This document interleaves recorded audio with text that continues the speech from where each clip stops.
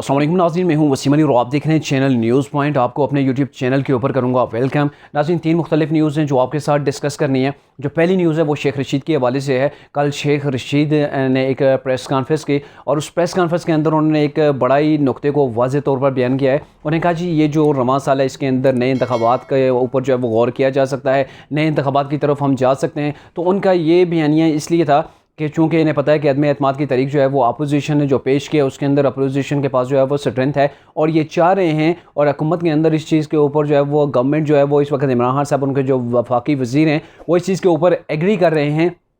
कि अगर अदम एतमाद की तारीख को स्टॉप किया जाता है, रोक दिया जाता है, तो हम अपोजिशन हमारे साथ मिलकर बैठती है, इसके ऊपर हम डायलॉग करते हैं, तो हम नए इलेक्शन करवाने के लिए तैयार हैं। और ये चीज़ अगर शेख रशीद अहमद साहब जैसे अगर लोग ये कह रहे हैं तो आप इसी से इस संगीनी का अंदाज़ा लगा लें कि तहरीक इंसाफ की स्टेज के ऊपर पहुँच चुकी है। तहरीक इंसाफ के पास अब नंबर गेम जो है वो उनके हाथ से निकल चुकी है, जिसकी बिना पर ये इस चीज़ के ऊपर एग्री हो रहे हैं कि हम अपना टेन्योर मुकम्मल किए बिना ही पीडीएम की बात सुन रहे हैं और नए इलेक्शन का हम ऐलान जल्दी कर देंगे अगर गवर्नमेंट के साथ जो पीडीएम मिलकर बैठती है। तो इस चीज़ का अंदिया पहले भी वफाकी वज़ीर कई और भी हैं जो दे चुके हैं और स्पेशली फवाद चौधरी ने भी ये कहा था कि हम जो है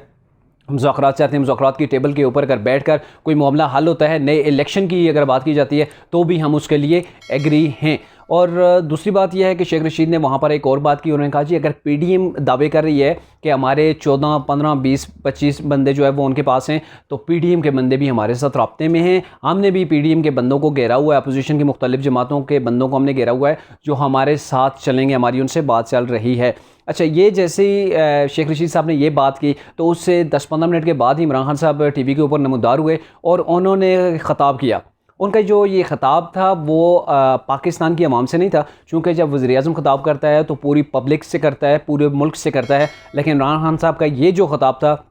उन्होंने स्पेशली मेंशन किया हुआ था कि ये उनके वर्कर्स के लिए है। और वर्कर्स के लिए उन्होंने क्या कहा जी ये 27 तारीख को हमारा जो जलसा है उसके अंदर आपने शिरकत करनी है, चूँकि हम एक जंग लड़ रहे हैं, वो जंग ऐसी जंग है जो हम करप्शन और चोरी के ख़िलाफ़ लड़ रहे हैं। ये वो लोग हैं जो आज अदम एतमाद की तारीख पेश कर रहे हैं, जो चोर हैं, जो माजी में यहाँ पाकिस्तान से रकम लूट कर बाहर ले गए, अब वही रकम जो है वो इमरान खान साहब को इक़्तिदार से हटाने के लिए इस्तेमाल की जा रही है और हम जो है वो उनके ख़िलाफ़ जो है वो निकलेंगे। तमाम तरीके इंसाफ के वर्कर्स को मैं दावत देता हूँ कि वो आएँ। और फिर उन्होंने यहाँ पर एक कुरानी आयत का सहारा लिया, अमल बिल मारूफ वन नही अनिल मुनकर, उसका उन्होंने सहारा लिया और उन्होंने कहा जी जो लोग सीधे रास्ते पर हैं, जो अच्छे लोग हैं वो मेरे साथ चलें, चूँकि मेरा मुकाबला इस वक्त बुराई से है, बदी से है और एक तरफ बदी है, दूसरी तरफ मैं हूँ और मैं हक़ में हूँ और वो बातिल हैं। यानी कि हक़ व बातिल की जंग इसको उन्होंने करार दे दिया। जो अब भी अदम एतमाद की तरीक़ है, इमरान खान साहब के ख़िलाफ़ जो आइनी एक तरीक़ चल रही है उसे इन्होंने बदी का नाम दे दिया है, या फिर यूँ कह लें जी इसे गलत चीज़ जो है वो उन्होंने करार देकर जो है वो पब्लिक के सामने पेश किया। अच्छा, अब उन्हें जो कहा है कि वहाँ पर आप आ जाएँ, चूँकि अब भी ये लोग वो हैं पीडीएम वाले जो बंदों को ख़रीद रहे हैं, ज़मीर फ़रोश लोगों को जो है वो लोगों की ज़मीर ख़रीद रहे हैं। तो ये मामला चल रहा है, जबकि वो बोल चुके हैं कि 15 मिनट पहले उनके वफाकी वज़ीर कह रहे हैं जी तहरीक इंसाफ के पास यानी कि गवर्नमेंट के पास भी पीडीएम के बंदे हैं जो पीडीएम से तोड़कर हम अपने साथ ला रहे हैं, तो उनके ज़मीर फ़रोशी वो वहाँ पे ज़मीर फ़रोशी एडजस्ट नहीं होगी, वहाँ पे इनकी खरीदो फरोख्त एडजस्ट नहीं होगी, क्योंकि वो ये अपने पास ला रहे हैं, जो इनके पास से जा रहे हैं वहाँ पे ज़मीर फ़रोशी हो जाती है। तो ये देखें ये कितना बड़ा तज़ाद है एक इंसान की ज़ुबान के ऊपर। और फिर आयात का सहारा लिया जाता है और फिर अवाम को गुमराह करने के लिए कहा जाता है जी मैं ठीक हूँ, दूसरी तरफ बदी है, दूसरी तरफ बातिल है, आप हक़ का साथ दें। तो ये वो हक़ है जो अपनी तरफ जो भी बात आती है तो उस पर वो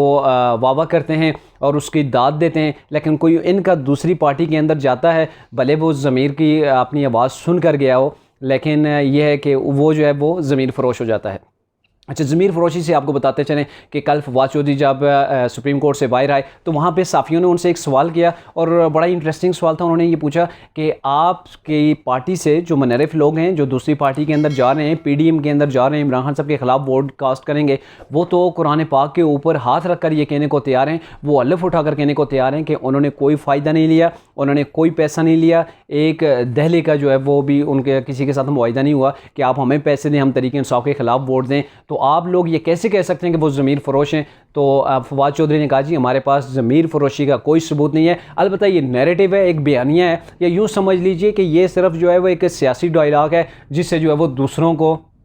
टार्चर किया जा रहा होता है या फिर दूसरों की क्रेडिबिलिटी को डाउन करने की कोशिश की जाती है। ये एक सियासी जो है वो एक स्टंट आप इसे कह लें। और इसी के हवाले से अली मोहम्मद ने ARY न्यूज़ के ऊपर आज से कुछ दिन पहले बात करते हुए कहा है जी, उनसे जब सवाल किया गया तो उन्होंने भी ये कहा है कि ज़मीन फरोशी का हमें कोई सबूत नहीं मिला है, ना ही हमें पता है, सिवाय एक दो के ऊपर जो है वो उम्मीद की जा सकती है कि शायद उन्होंने कोई डील की है या फिर उन्होंने कोई पैसे लिए होंगे, ये कहा जा सकता है, लेकिन हमारे पास उनका भी कोई सबूत नहीं है। और बाज़ MNAs हैं जिन्होंने तरीके इंसाफ से मुंह फेरा है या PDM के अंदर चले गए हैं, जिसके अंदर उस वक्त प्रोग्राम के अंदर वो डेर साहब भी बैठे हुए थे जो मुल्तान से रिप्रेजेंट करते हैं तरीके इंसाफ को, जो चले गए हैं आप PDM के अंदर। तो उन्होंने कहा जी इन लोगों के वाकई मसाइल थे, इनके हल्के के अंदर इनके मसाइल नहीं हल किए गए, जिसकी बिना पर इनकी जो नाराज़गी है या PDM से जो हुकूमत से अलग होना है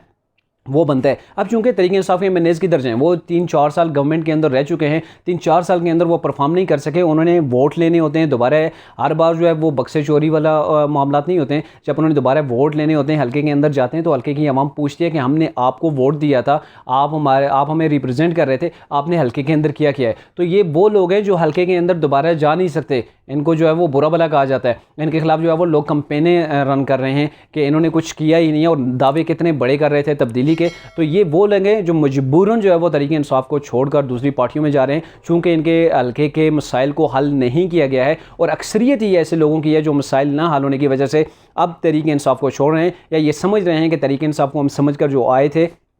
तरीके इंसाफ वो नहीं निकली और तरीके इंसाफ की जो कारकर्दगी है, जो नाअहली है, उसकी वजह से लोग जो है वो जा रहे हैं PDM के अंदर। लेकिन यहाँ पर तरीके इंसाफ के जो चेयरमैन हैं इमरान खान साहब, वज़ीर-ए-आज़म इमरान खान साहब, वो इस चीज़ पर फोकस कर रहे हैं, वो जोर दे रहे हैं ये ज़मीर फरोश हैं, जबकि ये तज़ाद उनके अंदर इतना खुले तौर पर पाया जाता है। जो इनकी तरफ आ रहे हैं उन्हें ये वेलकम कर रहे हैं और जो जा रहे हैं उन्हें ज़मीर फरोशी का ये ताना दे रहे हैं या ये अल्फाज इस्तेमाल कर रहे हैं। ये कौम भी जानती है कि कितना बड़ा जो है वो यहाँ सियासी स्टंट जो है वो खेला जा रहा है।